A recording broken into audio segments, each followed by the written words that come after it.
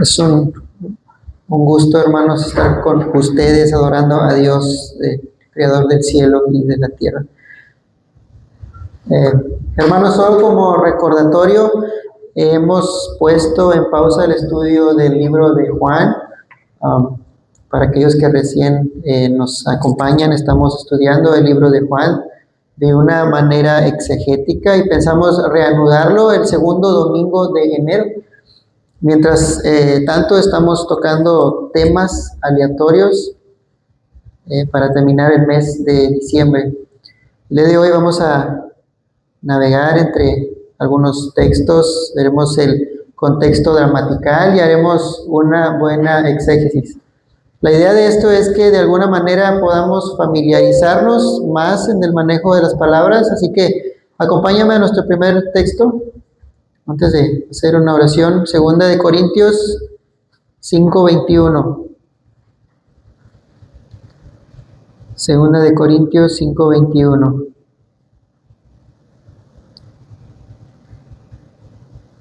Me indican con un amén.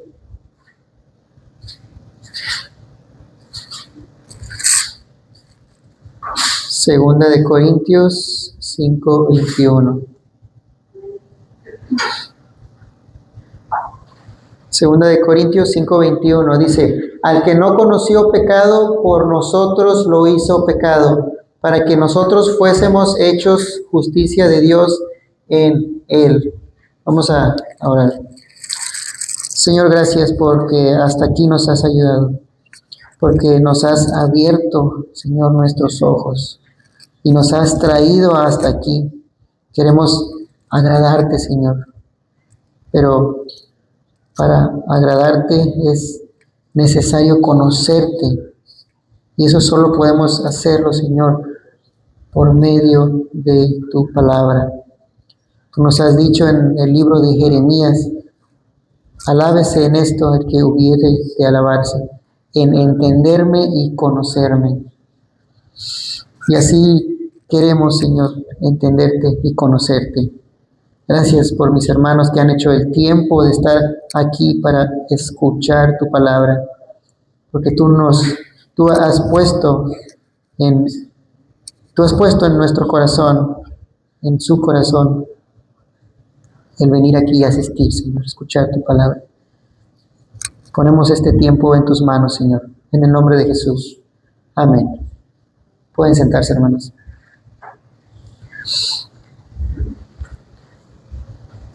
Hermanos, ¿cómo es que Dios hace posible, hermanos, la reconciliación? Bueno, hemos leído 2 de Corintios 5:21, al que no conoció pecado, por nosotros lo hizo pecado, para que nosotros fuésemos hechos justicia de Dios en él. Aquí está la respuesta. Dios hace posible, hermanos, nuestra reconciliación por medio del Evangelio. Y es que, ¿y qué es, hermanos, el Evangelio? Bueno, esta palabra Evangelio significa buenas nuevas, buenas noticias, y siempre, ¿verdad?, las buenas nuevas tienen que ver con nuestro Señor Jesucristo. Pero lamentablemente, hermanos, cuando se habla del Evangelio, complicamos a veces el mensaje demasiado y decimos muchas cosas innecesarias. Incluso algunos hablan sus testimonios, ¿verdad?, personales, lo cual es bueno, pero como dijo R.C. Sproul, ese no es el Evangelio. Y en 2 de Corintios 5:21, Pablo define el Evangelio, hermanos, en 15 palabras griegas, y si comprendemos y creemos, hermanos, estas palabras griegas, Dios nos garantiza, hermanos, que seremos salvos. Así que vamos a ver el versículo y su contexto. 2 de Corintios 5:21, al que no conoció pecado, por nosotros lo hizo pecado, para que nosotros fuésemos hechos justicia de Dios en él. Muy bien, vamos a dividir este texto en 3 frases. Comenzamos en al que no conoció pecado, ¿verdad? Hasta ahí. Esta es una declaración, hermanos, muy bonita, porque está hablando de una persona. Dice, al que, a la persona que. Pablo ni siquiera invierte tiempo, hermanos, en mencionar el nombre de esta persona, porque es muy obvio quién es, ¿verdad? Estoy seguro que aquí no hay nadie que conozca a alguien sin pecado más que el Señor Jesucristo. Solo Él.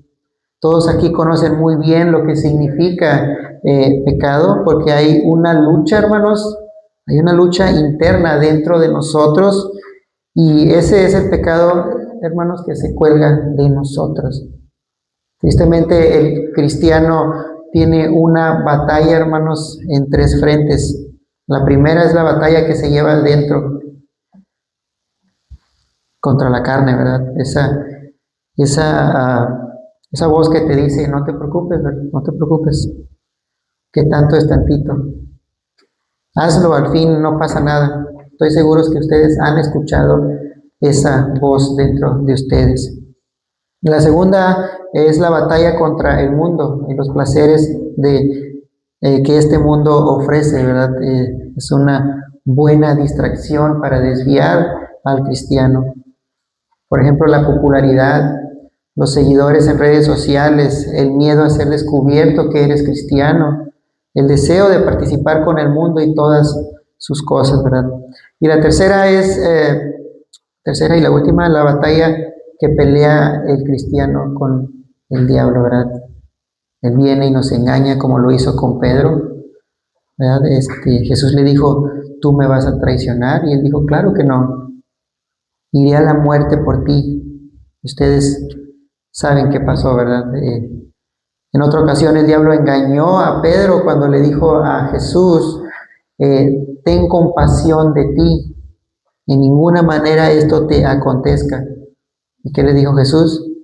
Quítate de delante de mí, Satanás. Me eres tropiezo, porque no pones la mirada en las cosas de Dios, sino en las cosas de los hombres. Mateo 16, 22. Entonces estas tres cosas están íntimamente relacionadas, la carne, el mundo, Satanás. Así que nosotros sabemos muy bien estas tres cosas, porque estamos peleando contra ellas diariamente, y por eso merecemos, hermanos, la ira de Dios. Y la merecemos porque la paga del pecado es la muerte. El alma que pecare, ésta morirá. Por eso Pablo en el final del versículo anterior, versículo 20, dice, reconciliaos con Dios, porque somos por naturaleza, hermanos, pecadores desde que nacimos. Acompáñame a Salmo 51:5. Salmo 51:5.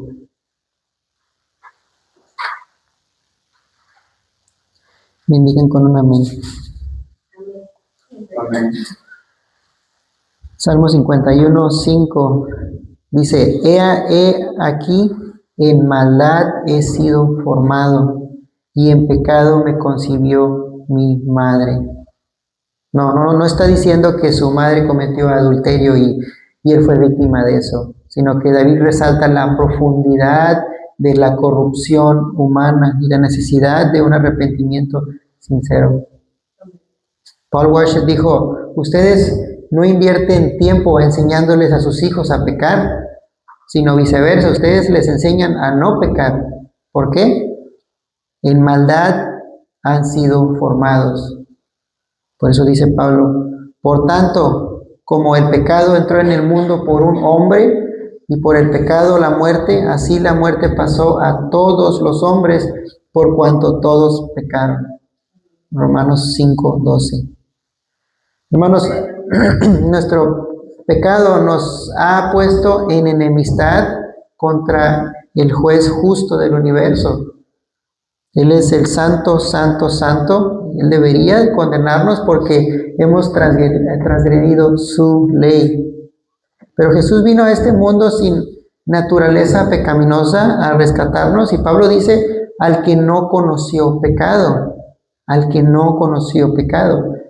Es decir, a la persona que no conoció pecado, Pablo nos está hablando de la genuina humanidad de Cristo, que el Hijo de Dios se humanó, vino al mundo y vivió una vida humana, fue tentado en todo según nuestra semejanza, y luego dice, pero sin pecado, Hebreos 4:15, dice el texto, al que no conoció pecado. En griego sería al que no, ginosco, amartía. Ginosco, ¿recuerdan la palabra ginosco? Amartía, pecado. Ya lo habíamos hablado sobre esta palabra que significa conocer. Conocer de tres diferentes maneras que se aplica según el contexto, ¿verdad? Según el contexto del que estemos hablando. Por ejemplo, habíamos dicho que era experiencial, íntima, sexual o relacional. Para poner una ilustración sería, si pueden acompañarme a Juan 2:24. Vamos a ver experiencial. Vamos a ver esta palabra ginosco, aplicándola experiencial. Tengo problema con esa palabra. Experiencial. Juan 2:24.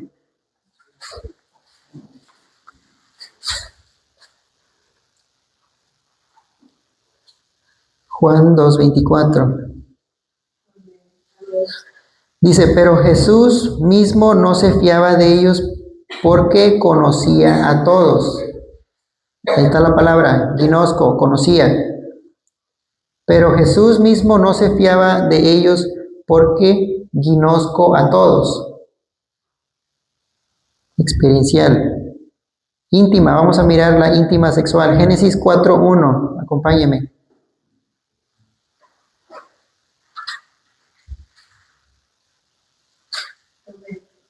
No sé si había dejado ahí una imagen. Génesis 4:1, ¿listos? Dice, conoció, otra vez la palabra, Adán a su mujer Eva, la cual concibió y dio a luz a Caín. Entonces es, ginosco Adán a su mujer Eva, la cual concibió y dio a luz a Caín. Conoció, ginosco. Ahora vamos a ver la relacional. Mateo 7:23. Mateo 7:23. Relacional.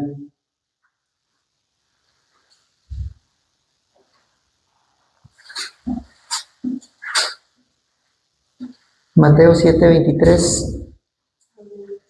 Dice, y entonces les declararé, nunca os, otra vez la palabra, conocí, ginosco, apartaos de mí, hacedores de maldad. Jesús está diciendo, nunca tuve una relación personal contigo. Y usted ya sabe lo que es tener una relación personal. Entonces, la palabra pecado es amartía, que significa errarle al blanco. Básicamente apartarse del santo y perfecto estándar de Dios sobre lo que es correcto en palabra, hermanos, o en obra. Jesús dijo en Juan 8:46, ¿quién de vosotros me redarguye de pecado? ¿Quién de vosotros me redarguye de pecado? Entonces, continuando con la segunda parte del versículo, dice, por nosotros lo hizo pecado. Regresamos a 2 Corintios 5:21.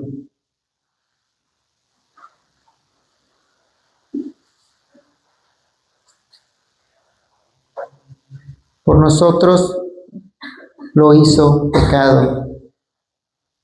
Habíamos dicho que era muy importante, hermanos, respetar las comas. Es muy importante. No en el sentido académico, como cuando estás en la escuela, ¿verdad? Y te enseñan a pausar en las comas para una mejor lectura. Sino que cuando vienes a las escrituras siempre es muy importante respetar las comas en el sentido teológico. Porque de esta manera podrás extraer con más precisión, hermanos, el significado del texto. Entonces la segunda parte del texto es, por nosotros lo hizo pecado. Ahora aquí el sujeto implícito, hermanos, es ¿quién? Dios. Y el pronombre lo se refiere al que no conoció pecado, o sea, a Jesús. El punto es que el Padre Dios hizo pecado a su Hijo, hermanos, por nosotros. Antes de profundizar, debemos aclarar algo. Pablo acaba de decir que Jesús no conoció pecado. Lo acaba de decir, lo acabamos de leer. Y ahora dice que por nosotros se hizo pecado.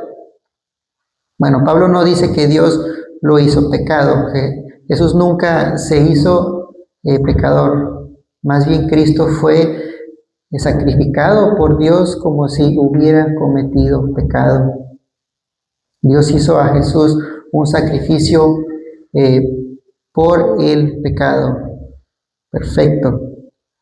De hecho, en el Antiguo Testamento la palabra pecado se traduce como expiación.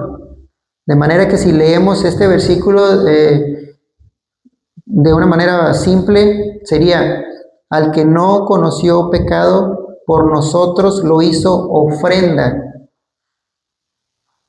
Ofrenda. Es decir, Dios hizo a Jesús una expiación, hermanos, por nuestro pecado. Vean lo que dice Isaías 53:6, si pueden acompañarme. Isaías 53:6.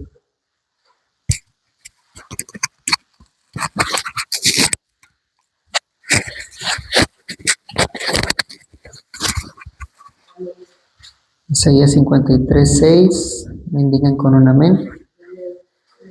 Dice, todos nosotros nos descarriamos como ovejas, cada cual se apartó por su camino, mas Jehová cargó en él el pecado de todos nosotros. Muchos caminos, pero solo uno lleva al Padre. Y eso es solo por el sacrificio de Cristo. Jesús, siendo limpio y puro, fue vestido, hermanos, con prendas sucias de nuestro pecado, y Dios derramó, ¿verdad?, toda la ira en él. Pero que usted y yo, hermanos, merecemos. Dice el texto, por nosotros, por nosotros, por nosotros. Ahora veamos el resultado, la tercera parte. Regresamos a 2 de Corintios. La tercera parte sería, para que nosotros fuésemos hechos justicia de Dios en él. Para que nosotros fuésemos hechos justicia de Dios en él. Aquí debemos de ver el contexto del versículo. Aquí hay un intercambio, hay un contraste de lo que pasó con Cristo y lo que pasó con nosotros. Dios cargó sobre Cristo el pecado de nosotros. Ahora Dios nos trata como si fuéramos santos como Cristo. Dice el mundo, ¿verdad? ¿Cómo es que Dios puede perdonar a ese asesino? ¿Cómo es que Dios puede perdonar a esa prostituta, verdad? Bueno, la respuesta está aquí. La respuesta está aquí. Porque Dios ya no ve, hermanos, mis obras, sino las de Cristo. De modo que si alguno está en Cristo, nueva criatura es. Las cosas viejas pasaron, he aquí todas son hechas nuevas. Porque dice el texto, fuimos hechos justicia de Dios en Cristo. Siempre me ha gustado, hermanos, esta frase, en Cristo. En Cristo es muy importante, en Cristo. No hay ninguna otra religión que use esta frase en. Los budistas no dicen estamos en Buda. Los islámicos no dicen estamos en Alá, ¿verdad? O en el profeta Mahoma, ¿verdad? Los testigos de Jehová no dicen estamos en Charles Taze Russell, ¿verdad? Ellos no dicen eso. Los católicos no dicen estamos en el Papa. Pero el cristiano sí está en Cristo. Él mora en nosotros. Él mora en nosotros. Tenemos la mente de Cristo, hermanos, y somos hechos justicia de Dios en Él. Y Pablo, ¿verdad?, guiado por el Espíritu Santo, selecciona sus palabras usando esta frase en Él o en Cristo, tanto que 85 veces lo vemos a Él usándola en el Nuevo Testamento. Textos como Romanos 3:24, que dice, siendo justificados gratuitamente por su gracia mediante la redención que es en Cristo Jesús. Romanos 6:11 dice, así también vosotros consideraos muertos al pecado, pero vivos para Dios en Cristo Jesús, Señor nuestro. Romanos 6:23 dice, porque la paga del pecado es muerte, mas la dádiva de Dios es vida eterna en Cristo Jesús, Señor nuestro. Amén. Primera de Corintios 15:11 dice, porque así como Adán todos mueren, también en Cristo todos serán vivificados. Una Tesalonicenses 4:16 está muy bonito, dice, porque el Señor mismo con voz de mando, con voz de arcángel y trompeta de Dios descenderá del cielo, y los muertos otra vez en Cristo resucitarán primero. Son 85 veces, hermanos, que se repite esta frase en Cristo en el Nuevo Testamento, y únicamente por Pablo. Aquí solamente mencioné 5, ¿verdad? Pero son 85. Ustedes lo pueden buscar en sus Biblias. Vean lo que dijo un escritor, hermanos. Vean lo que dijo este escritor. Dice, la perspectiva moderna, fíjense, la perspectiva moderna de la muerte de Jesús es que murió por nuestros pecados por compasión. Vean, la perspectiva del Nuevo Testamento es que cargó con nuestro pecado no por compasión, sino por identificación. Fue creado para ser pecado. Nuestros pecados son borrados debido a la muerte de Jesús, y la explicación de su muerte es su obediencia a su Padre, no su compasión por nosotros. Somos aceptables ante Dios no porque hayamos obedecido, ni porque hayamos prometido renunciar a cosas, sino por la muerte de Cristo. Amén. Y de ninguna otra manera, dice el escritor. El asunto es de que fuimos hechos justicia de Dios en Cristo. Cuando Dios lo mira a usted, hermanos, mira a una persona justa, pero no por usted, sino porque usted está en Cristo, Usted está vestido de su justicia. Esas son las buenas nuevas, hermanos.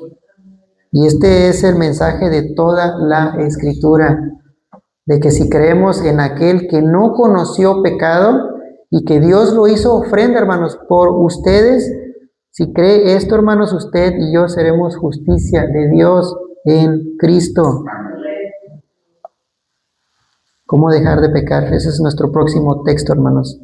Efesios 4:28. Acompáñenme a Efesios 4:28. Amén. No tenemos, hermanos, un tema en concreto el día de hoy. Estamos explorando textos. No lo acostumbramos normalmente, pero por el día de hoy lo estaremos haciendo. ¿Cómo dejar de pecar? Sigamos con nuestro siguiente texto, Efesios 4:28. Dice, el que hurtaba, no hurte más, sino trabaje, haciendo con sus manos lo que es bueno, para que tenga que compartir con el que padece necesidad. Hermanos, estamos tan contaminados del pecado que entre más pensamos, hermanos, en no pecar, más pensamos en hacerlo. Algunos se proponen a nunca más pecar, pero su mente, hermanos, los traiciona con imágenes, emociones, ideas y todo. se vuelve muy, pero muy frustrante. Jeremías 17:9 dice, engañoso es el corazón más que todas las cosas y perverso. ¿Quién lo conocerá? Pero aquí la pregunta es, ¿cómo lidiamos con este problema? ¿Cómo lidiamos con este problema? Bueno, gracias a Dios en la segunda mitad que Pablo escribió a los Efesios, Él nos da unas pistas de cómo abandonar el pecado. Así que Efesios 4:28 nos ayuda a conocer más sobre este tema y Pablo, como hace en la mayoría de sus cartas, empieza primero con una sección doctrinal. Por ejemplo, en Efesios 1, él describe que Dios ha escogido y que yo no soy mejor que ningún otro. No soy mejor que ningún otro cristiano, porque todos fuimos escogidos por la gracia de Dios y no merecemos la salvación. Efesios 1:5, si pueden acompañarme a Efesios 1:5. No pierdan su texto.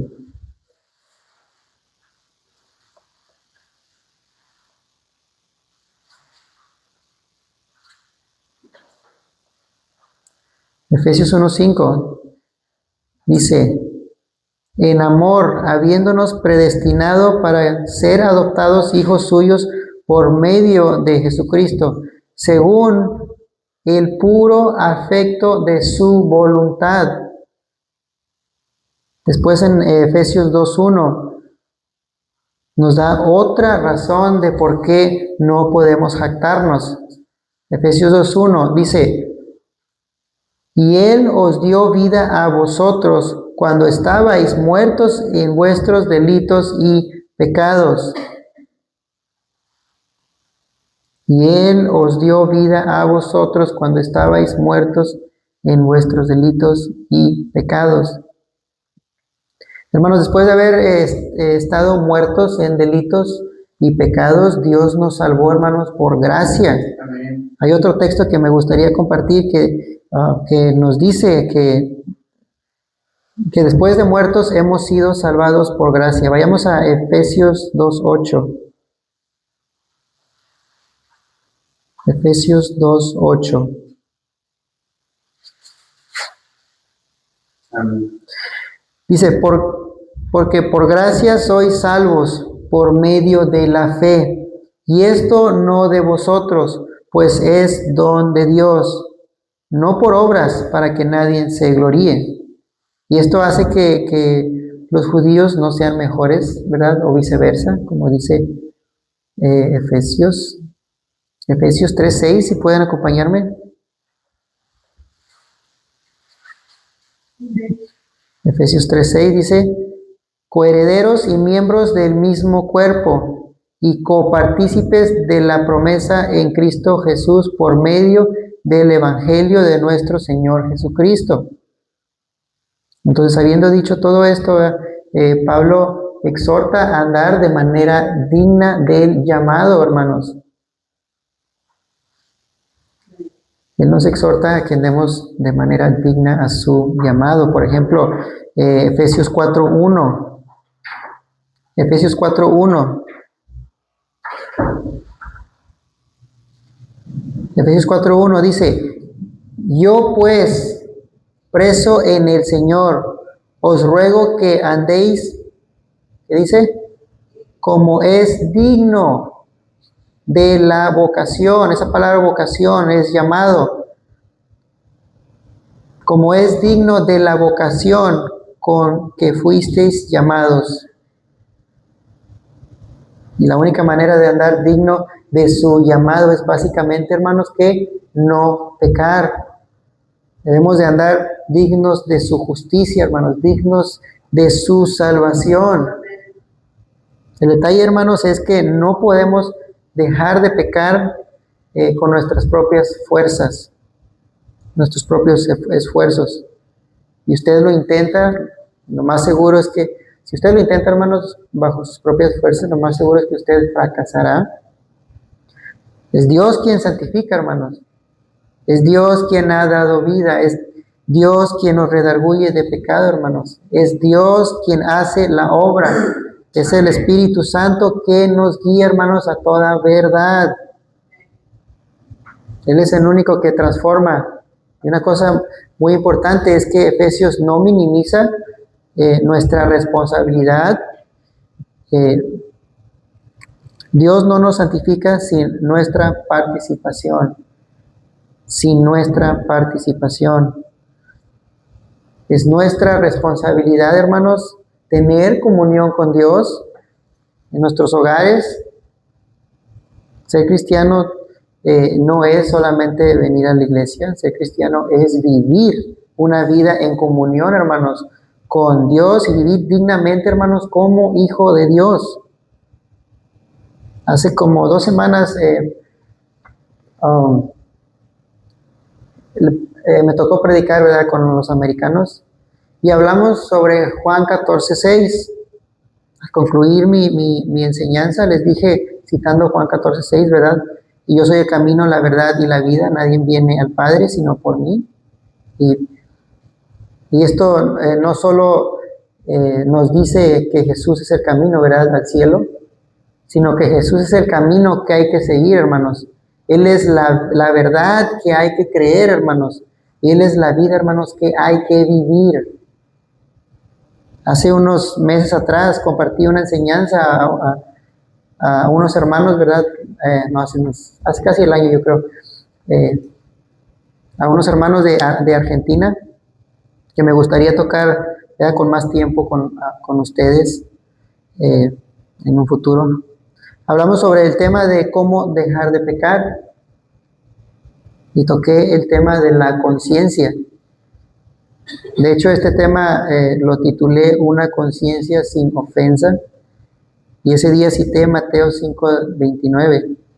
Es más, vayamos a Mateo 5:29, por favor, para darle más luz a este asunto.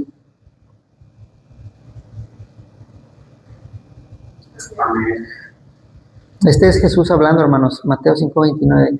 Por tanto, si tu ojo derecho te es ocasión de caer, sácalo y échalo de ti, pues mejor te es que se pierda uno de tus miembros y no que todo tu cuerpo sea echado al infierno. Y Pablo habla de manera parecida en Romanos, cuando él está diciendo que maten el pecado. Y Pablo nunca dice que seremos libres del ataque del pecado. Tampoco dice que usted lo va a resolver no haciendo nada. No podemos solo sentarnos, hermanos, y decir, dejaré que Dios lo haga todo. Más bien dice que tenemos que dejar de hacer lo malo a lo largo de toda nuestra vida, hermanos. Acompáñenme a Colosenses 3:5. Colosenses 3:5. Me indican con un amén. Amén. Colosenses 3:5 dice, haced morir, pues, haced morir, coma, pues, coma, lo terrenal en vosotros, fornicación, impureza, pasiones desordenadas, malos deseos y avaricia, que es idolatría. 6 cosas por las cuales la ira de Dios viene sobre los hijos las cosas por las cuales la ira de Dios viene sobre los hijos de desobediencia, en las cuales vosotros también anduvisteis en otro tiempo cuando vivías en ellas. Como dice el verbo, haced morir, se refiere a futuro. No tenemos que torturarnos, hermanos. El problema no es por fuera, hermanos. El problema es por dentro. Y vemos en la historia, hermanos, de la iglesia, personas bien intencionadas al querer agradar a Dios, autotorturándose. Pero no es la intención, hermanos. Podríamos tener buenas intenciones toda la vida, pero eso no nos salva. Lo que sí nos salva es obedecer a Dios. eso sí nos salva. Entonces, básicamente, matar el pecado, hermanos, deriva a hacer cosas piadosas. O sea, el instrumento de mortificación está en el corazón. Vean lo que dice Romanos 8:13. Romanos 8:13.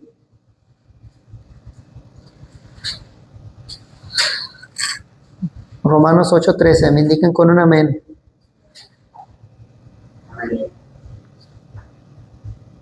Dice, porque si vivís conforme a la carne, moriréis. Mas si por el Espíritu hacéis morir las obras de la carne, viviréis. Ok. Dice, por el Espíritu hagan morir. En este asunto es algo espiritual, no es algo que podamos hacer físicamente. Es decir, el Espíritu está presente dentro de nosotros y nuestra responsabilidad, hermanos, es estar activos, no quietos. Como dejar que todo suceda, ¿verdad? Mágicamente. La única manera de vencer el pecado en tu vida, hermanos, es abstenerse de los deseos de la carne. Leamos Santiago 1:14. Santiago 1:14.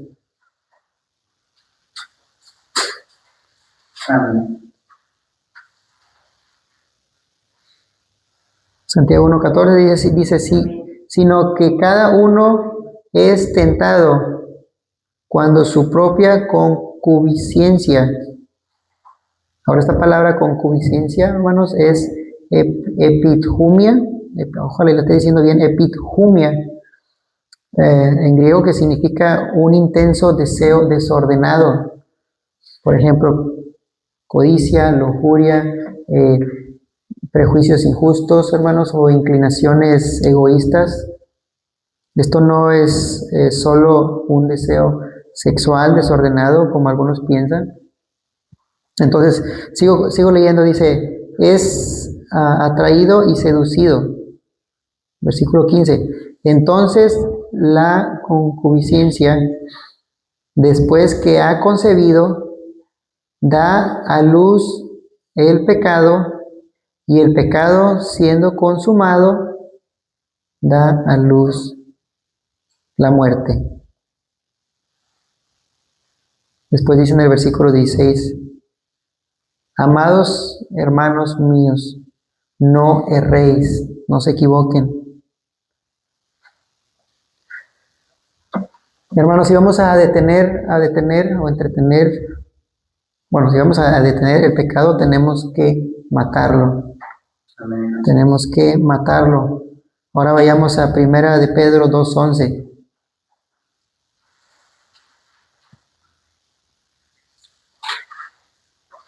Amén. 1 de Pedro 2:11 dice, amados, ¿verdad? Yo os ruego como extranjeros y peregrinos que os abstengáis de los deseos carnales que batallan contra el alma. En pocas palabras, dejen de tener deseos pecaminosos. Si queremos matar los deseos impuros, hermanos, en nuestro corazón, tenemos que dejar, hermanos, de entretenerlos. No habrá ningún poder, hermanos, celestial que pueda borrarlos si seguimos entreteniéndolo. Podemos estar toda la vida esperando, hermanos, un poder del cielo que nos quite esos deseos impuros. Pero eso no pasará si seguimos entreteniendo el pecado en nuestras vidas. Entonces nosotros tenemos que esforzarnos. Entonces nosotros, y sabemos que Efesios 2:8 dice que la salvación no es por obras, ¿verdad? Pero también en Efesios 2:10 dice que debemos andar en las buenas obras que Dios ha preparado de antemano para que anduviésemos en ellas. Efesios 2:10, sígueme, Efesios 2:10.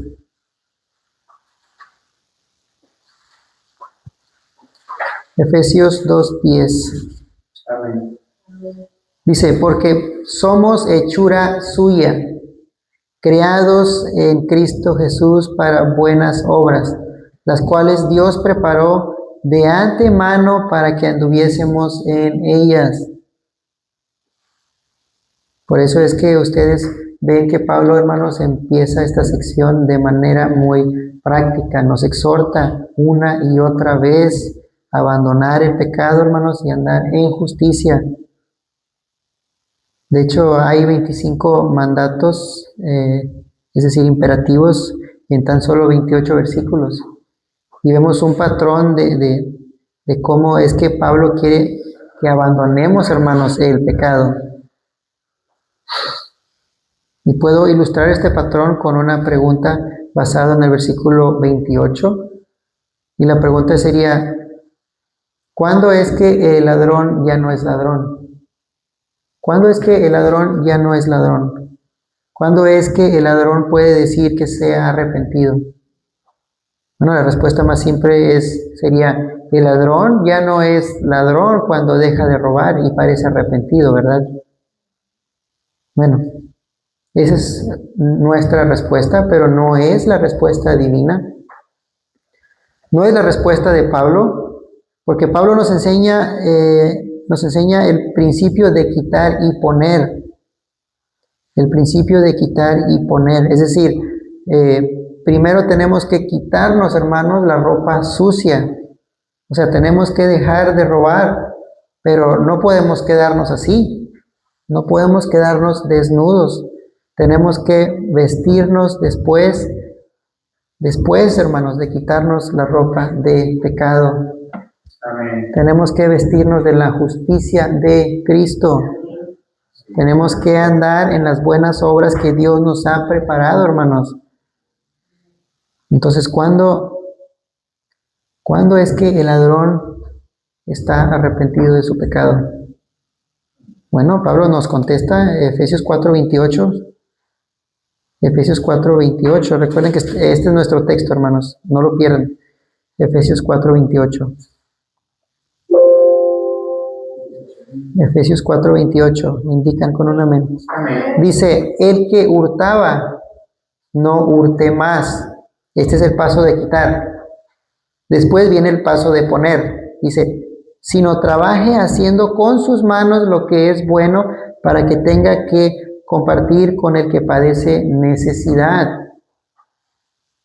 Esto es arrepentirse bíblicamente y por ende dejar de hacer lo malo. Y Pablo da las características de esa persona arrepentida. Él dice, trabaje y que use sus manos, hermanos, para hacer lo que es bueno. Y una vez haciendo lo bueno, Pablo dice de manera imperativa, para que tenga que compartir con el que padece necesidad. Hay una secuencia, hermanos, aquí de arrepentimiento, fe y fruto. Pablo quiere que seamos de bendición, hermanos. Esta secuencia podemos verla en 3 partes, hermanos, del versículo 28. Él dice, el que hurtaba, no hurte más. Véanlo. Este es un sinónimo de arrepentimiento. Es un giro de tus propios deseos, de tu propio camino, hermanos, de tu propio pecado, hermanos, para servir a Dios. Y luego dice, sino que trabaje, haciendo con sus manos lo que es bueno. Aquí vemos la fe. Esta persona ya ama hacer, hermanos, lo correcto, con una sola motivación, que es la fe en su Señor. Y luego dice, para que tenga que compartir con el que padece necesidad. Y por último vemos que el fruto. El fruto de su fe será evidente, hermanos, ante los demás. Esta es una secuencia en 3 fracciones, hermanos, de versículo, y son muy comunes en el Nuevo Testamento. Por eso es que siempre les he dicho que tenemos que respetar las comas y nos detengamos a meditar, hermanos, en las palabras. Hermanos, me atrevo a decir que somos como vasos llenos de suciedad de nuestro pecado. Pareciera que hubiera un manantial, hermano, de pecado brotando de nosotros.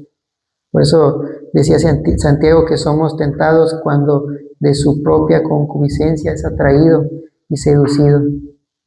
El problema viene de adentro de nosotros, hermanos. No vale solo vaciarnos, hermanos, de lo sucio y dejarlo así, porque se llenará, hermanos, otra vez de pecado. Tenemos que vaciarnos de lo sucio para después llenar el vaso de lo que es bueno, hermanos. Tenemos que llenar nuestras mentes y nuestros corazones, hermanos, con Cristo, hermanos, y su justicia, pensando en lo bueno, hermanos, lo justo, hermanos, lo puro, lo santo. Por ejemplo, hay que dejar de mentir, pero también hay que decir la verdad. Hay que dejar de codiciar, pero también hay que dar gracias a Dios por lo que tenemos. Hay que dejar de odiar, pero también hay que dejar de amar, pero también hay que amarnos los unos a los otros, hermanos. Y claro que debemos de dejar de pecar, pero eso, hermanos, no es suficiente.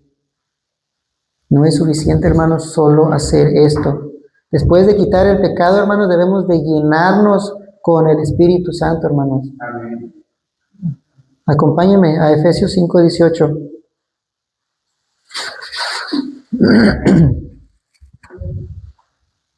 Efesios 5:18, me indican con un amén. Amén. Dice, no os embriaguéis con vino, en lo cual hay disolución. Antes bien, sed llenos del Espíritu. Sed llenos del Espíritu. Hasta ahí, hermanos. Hablando, hermanos, y cantando, agradecido con Dios, haciendo buenas obras que Dios ha preparado para nosotros. Entonces debemos orar a Dios para que Él nos ayude, hermanos, a matar nuestro pecado. Pero también nosotros somos responsables, hermanos, de cargar nuestra cruz. Hermanos, para cerrar, si alguien aquí tiene alguna dificultad, le animo, hermanos, que busque tener más comunión con Dios. Es verdad que Dios nos responsabiliza a dejar de entretener el pecado, pero esto es imposible, hermanos, sin su Espíritu. Debemos andar en la verdad, hermanos, vivir en la verdad. Y eso solo es posible, hermanos, por medio de su palabra. Jesús dijo, mis palabras son espíritu y dan vida.